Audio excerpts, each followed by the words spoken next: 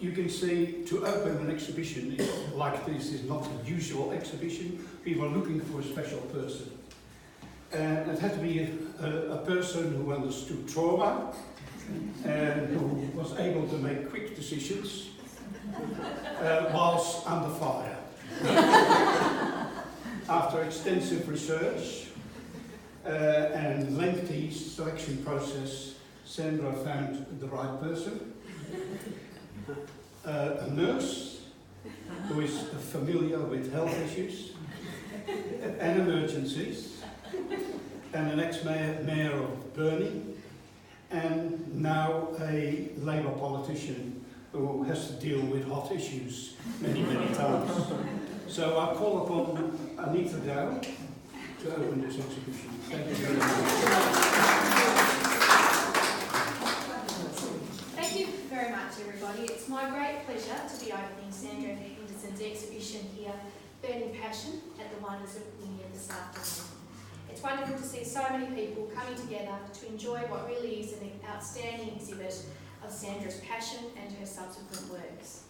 I first met Sandra through her unique and beautiful work during a Burnie Coastal Art Gallery exhibition, and her piece, Drama Queen, which is just up here on the wall, immediately spoke to me. I hadn't quite seen this technique before, the shine of the beeswax and the beautiful textures. I subsequently awarded this piece one of my awards as a sponsor of that event, and following that, Sandra got in touch and we got to know each other a little bit better, and she extended her warm invitation to open this exhibition today, which I willingly accepted. The bright colour of Sandra's work exudes warmth and invites you to take a second look. As I look around me here today, you can see many, many different applications of the wax across many subjects and many forms. Sandra enjoys exploring new mediums and techniques, and this led her to this technique of using a blowtorch to melt coloured beeswax. And there is a really great YouTube video that you've done as well, which is sent me, which shows you at action undertaking the technique, and I really enjoyed watching that. I think it's worth noting at this point a little bit of history around this technique, and that is, encaustic is a Greek word meaning to heat or burn in. This technique has been around for centuries. It dates back to the ancient Greeks, who used it to decorate their warships. Perhaps the most famous examples which have survived are the famed funeral portraits painted in the 1st and 3rd centuries AD by Greek painters in Egypt. A portrait of the deceased was placed over the person's mummy as a memorial. It is remarkable how fresh the colours have remained throughout the centuries. As some of you may know, Sandra in the past has worked as an art and English teacher, imparting her knowledge and wisdom and skills and techniques with the next generations. The value of the arts is understated in this country, particularly its importance in the school curriculum and in rural and regional centres. In my view, it is equally as important as English, science, technology and maths. The industries of the future will require creative input through research and design, and the future characteristics that will be most sought after in the workplace will be creativity, the ability to think outside the square, technical expertise, a questioning mind, an ability to express yourself freely and communicate well with others. And the arts encourage the development of all these personal attributes. The North West Coast has always placed a high and significant value on the arts and their importance to community culture, well-being, social fabric and our regional economy. And I know Wynyard's own Scott Rankin speaks passionately about the economic benefits of the arts too. Sandra, we're so pleased that you have made the decision to make North West Tasmania your home and have immersed yourself in the cultural creativity of our place. The coastal arts scene is very close-knit and offers many opportunities for friendship and for fun.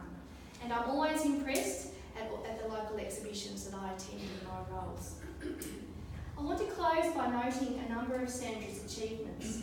Sandra has won several awards and her work is in collections in many parts of the world. She has exhibited widely around Perth, Western Australia and Tasmania, including 5 solo exhibitions. She's also been involved with tutoring workshops and demonstrating for art groups. Some of her career highlights include articles about her work and techniques in the Australian Artists magazine, being a past secretary and president of the Western Australian Society of the Arts, a member of the Watercolour Society of Western Australia, chief judge of the 2014 Art Exhibition in Alderstone. I'll just take a moment to give that exhibition a plug. If you haven't been along to see it, I attended the opening on Friday night, and it's magnificent, so please take the time to go and view that exhibition. She was a judge in 2016 of the Meandering exhibition in Launceston and the Holy Trinity exhibition in Launceston also in 2017. A finalist in the 2016 Regional Arts Material Girl exhibition, which I also attended in another role. And in July of 2018 was invited to tutor a five-day acoustic workshop at the University of Southern Queensland in Toowoomba. Congratulations, Sandra, on an outstanding exhibition and your achievements to date, and I'm sure that there will be many, many more. Enjoy today with your colleagues, your family and your friends. And it is now my great pleasure to officially open Burning Passion.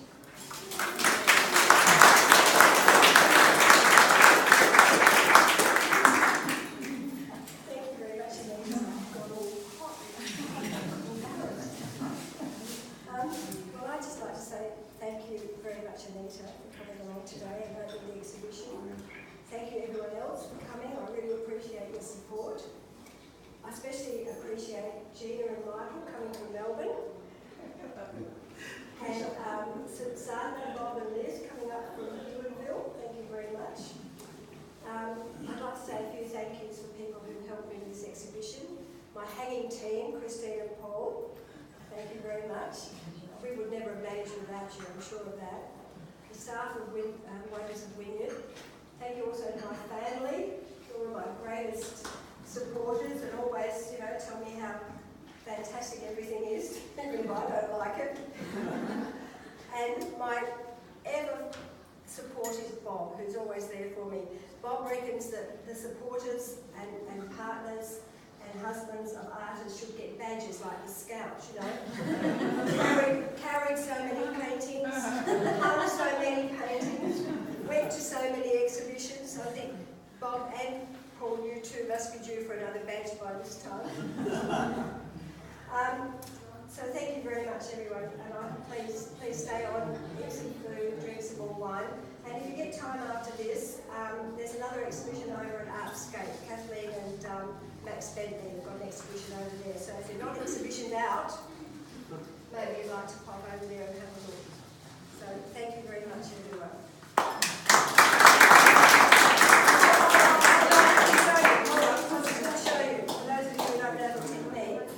What I do, what the encaustic technique involves, is a video running here, of course.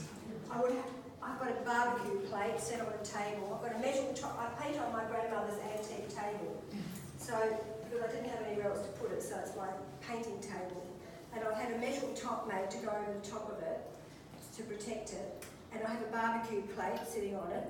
And I have wax, which it's beeswax, but it has something added to it to make it harder. Because people worry about, will it melt? Well, no, it won't melt.